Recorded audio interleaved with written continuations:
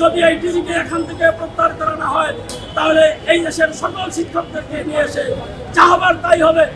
এটা কিন্তু 32 নম্বরের মতো হয়ে যেতে পারে। গুন্ডা বাহিনী ভাড়া করেছিল ছাত্র জনতার উপর আঘাত করার জন্য। আমরা এই অন্তর্বর্তীকালীন সরকারকে সব রকমের সহযোগিতা করে যাচ্ছি। 5 তারিখে আমরা থানা পাহারা দিয়েছি, 5 তারিখে আমরা ইউনো অফিস পাহারা দিয়েছি, 5 তারিখ থেকে আমরা হিন্দুদের মন্দির পাহারা দিয়েছি।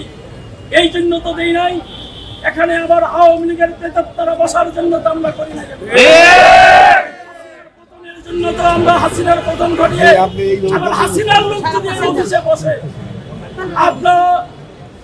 আমরা স্পষ্টভাবে বলে দিতে চাই, এখান থেকে ইট খুলে দিবে শিক্ষকরা। আপনাদের সন্তানেরা লেখাপড়া করে এখন পর্যন্ত বই দিতে পারে নাই এই দুর্নীতিবাজরা। ছাত্রছাত্রীদেরকে বই দিতে পারে নাই।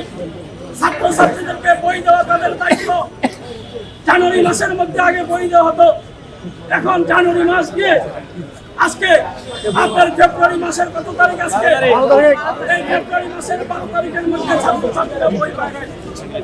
আমরা কিন্তু এখানে শিক্ষকরা এসেছি, আমরা ন্যায়ের পক্ষে, আমরা অন্যায় কোনো কিছু দাবি নিয়ে এখানে আসি নাই। আজকে এখানে দেওয়া হয়েছে সে ওই বরিশালের সেনিয়াবাদের দূষক।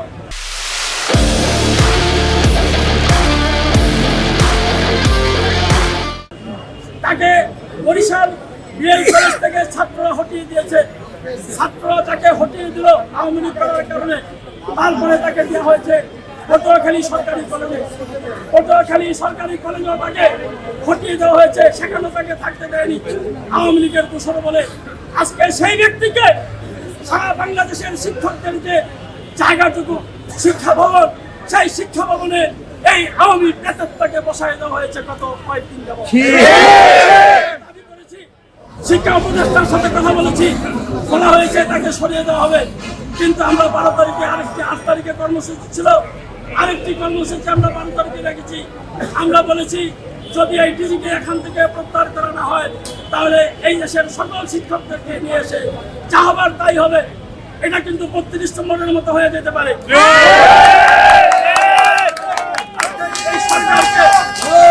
এই সরকারকে সহযোগিতা আমরা করছি। আমাদের এই শিক্ষকদের মধ্যে অনেকে রাজনৈতিক দলের নেতা আছে যারা চাই এই সরকারকে সহযোগিতা করে যাচ্ছি এবং অবাধ সুষ্ঠু নিরপেক্ষ নির্বাচন যাতে করতে পারে সেই জন্য আমরা সকলকে সহযোগিতা করে যাচ্ছি। কিন্তু আজকে এই ঘটনার জন্য দায়ী, এই ঘটনার জন্য দায়ী এখানে একজন আওয়ামী লীগকে এখানে বসানোর জন্য দায়ী শিক্ষা সচিব। কারণ শিক্ষা সচিব আপনাদের মতো এই আন্দোলনে অংশগ্রহণ করে নাই। এই শিক্ষা সচিব চুক্তিভিত্তিক নিয়োগ প্রাপ্ত। আমরা যখন রাজপথে আন্দোলন করেছি এই শিক্ষা সচিব তখন ড্রয়িং রুমে বসে হিন্দি সিনেমা দেখে। শিক্ষা সচিব এদেরকে ধরুন, এরা সমাজের কীট, এরা সমাজকে নষ্ট করছে, এরা সমাজকে পলিউটেড করছে। এরা সুতরাং তাদের দ্বারা এই দেশবাসীর কোনো উন্নতি হবে না, এই দেশের পেশাজীবীদের কোনো উন্নতি হবে না। এই দেশকে তারা আগে জীবন লুটি করে খেয়েছে, এখন তারা লুটি করে খাওয়ার